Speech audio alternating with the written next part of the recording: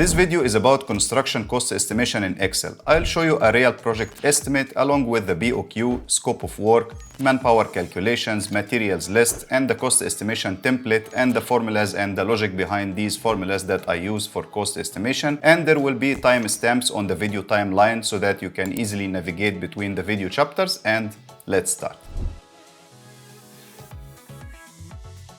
And the first part is always the BOQ and the scope of work. So as you can see here, we have a BOQ for a project, and this project is a turnkey project. So basically we have to do everything. We have to demolish an existing structure and then make a new project in its place or in its location. So we have the general requirements, and we have site works, we have concrete works, masonry and metal works.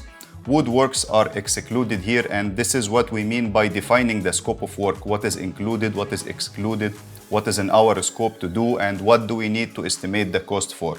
Then we have thermal and moisture protection, and also doors and windows. We have the finishes, and we have the mechanical works and the electrical works, and HVAC here, for example, is excluded, so it will be done by the owner. And we don't have a detailed design for the electrical works. So this is all just an explanation of the scope of work. And here we have external works like the boundary wall and all the external works. And by the way, this BOQ, it's a bespoke BOQ, meaning it is not prepared in accordance with any specific method of measurement. And what is the word bespoke means? It means it is tailored or custom made or designed for a specific purpose. But let's be flexible here. It fits this kind of project. So this is the BOQ and this is the scope that we are trying to price now.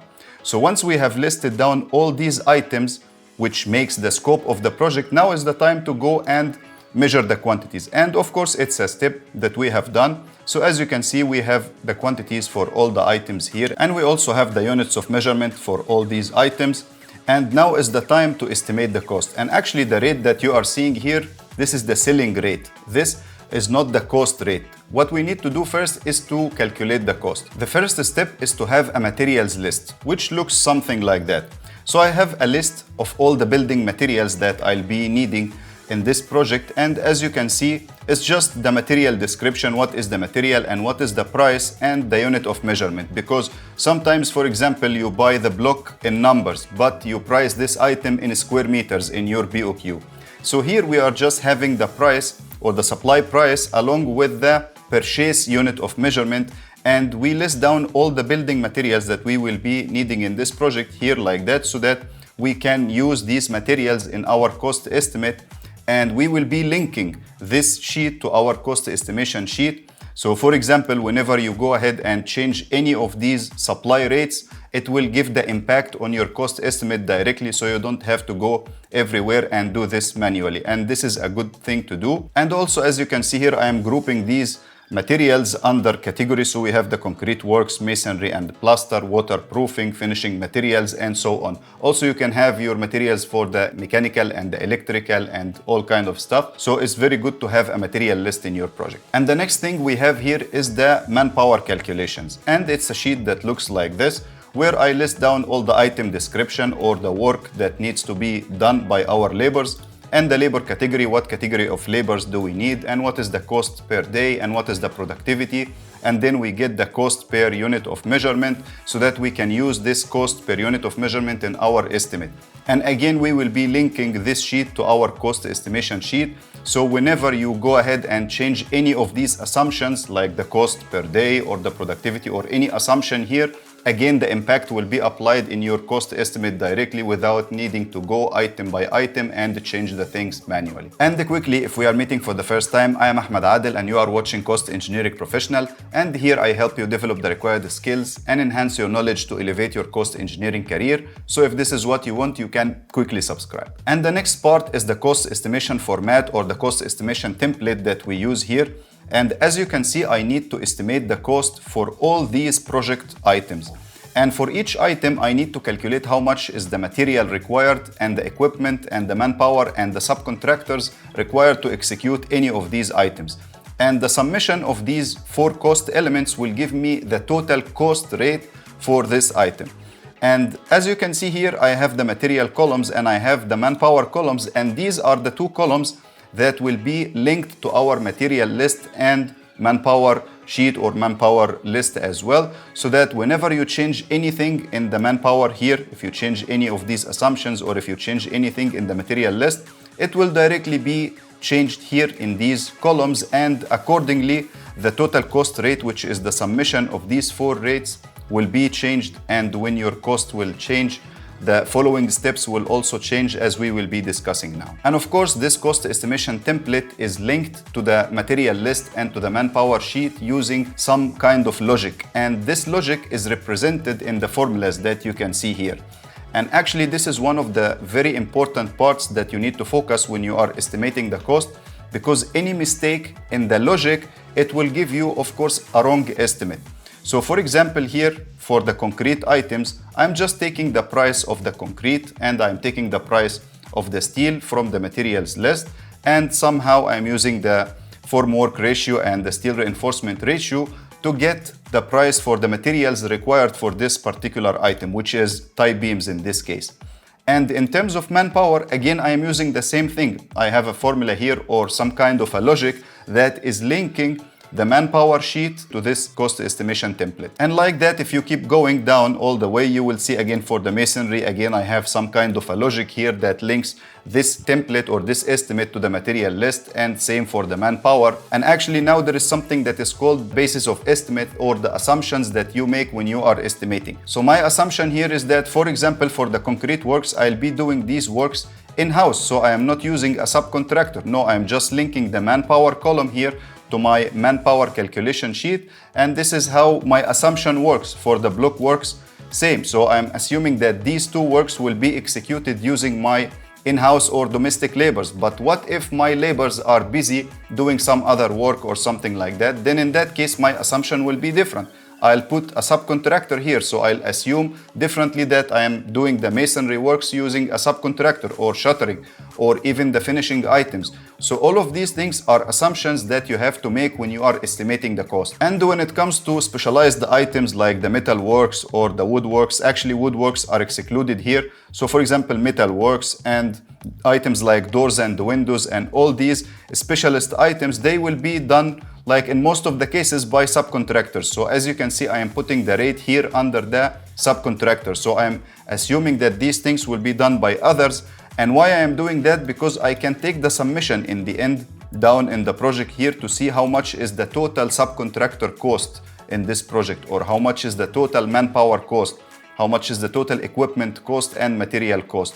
And of course, how much is the total cost of the project as well. And if this is the total cost that I'm getting here, 691,000, if this is the total cost, then this is the breakdown in terms of material, equipment, manpower, and subcontractor. And if this is total 100%, so what is the percentage of each of these cost elements here? For example, I am getting 38% out of the cost as materials and only 3% or 3.5% as equipment. And why is that? Because the majority of the equipment that I am considering here for this project, I am considering it as a subcontractor, like the excavation and backfilling. So a big portion of the equipment is heavily loaded here on the subcontractors. That's why subcontractors is 41% of my cost, and the manpower is almost 17% of the cost. So things like this can make you think, or you can validate your estimate and review your estimate using percentages like that, like how the cost is broken down, what is the breakdown, and you can ask yourself questions. Why this is only 3%? What, I don't have any equipment in the project or what?